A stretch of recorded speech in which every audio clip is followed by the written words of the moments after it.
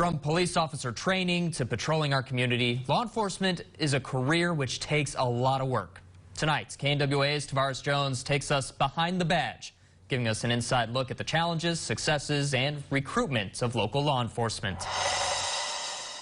It's a job not made for everyone. Between the cities of Fayetteville, Springdale, Rogers, and Bentonville, there are roughly 460 sworn officers working to protect and serve. Many go through an intense 13-week training at the Arkansas Law Enforcement Academy. Training supervisor Clint Scrivener says they train about 120 cadets annually at the site located in Springdale. We cover the foundational aspects for law enforcement, everything from constitutional law, state statutes, how to respond to crises, how to deal with public life-saving measures, everything that we can do foundationally to get these officers ready to go back to their respective agencies. And as the climate of society and laws change, that training continues to evolve. There's also a recent focus on mental health, the opioid crisis, and officer safety and wellness. I think one of the big misconceptions that they may have is the amount of multitasking and the real stress and strains that are involved with split-second decisions, to where we have just a moment's notice to make decisions that have a fair amount of gravity to them. And I think there's a realization for some of our younger officers that the decisions they make have long-term effects.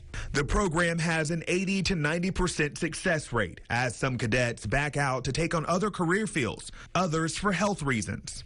The Springdale Police Department has one of the largest agencies in the state. Lieutenant Jeff Taylor says recruitment is a continuous effort. Because it's a very competitive market, a lot of the people, because we have in this area, they may apply at our agency and they may apply at other agencies. So we're all four of the big agencies here competing for the same hiring pools. And when it comes to officer recruitment, there are some challenges. The positions can pay less compared to the private sector and can include long shifts and time away from family. And the job is extremely dangerous. There are days that we may drive around and there may not be a lot going on, but then there are other days that we may be getting shot at.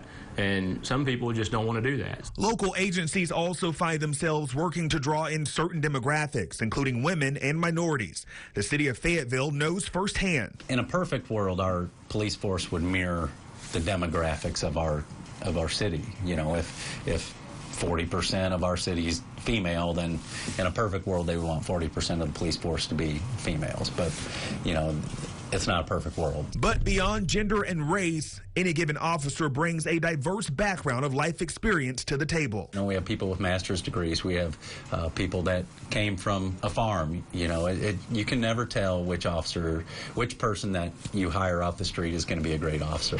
The job takes a toll on officers day in and day out, much of which is mental and physical.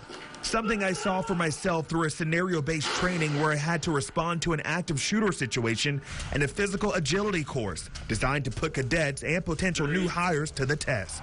And when it comes to the qualities of a good officer candidate, integrity, character, and a passion for service top the list. Cadets also undergo extensive background checks and a vetting process, but soft skills are also key. One of the most important things as a police officer is to have very good social skills and to be able to relate with people and have empathy and compassion with people, because that's what we do in our job. On a daily basis, you're going to come into contact with people who are having the worst day of their life. It's the job where many are called, but few are chosen to wear the badge. Tavares Jones, KNWA, Northwest Arkansas News.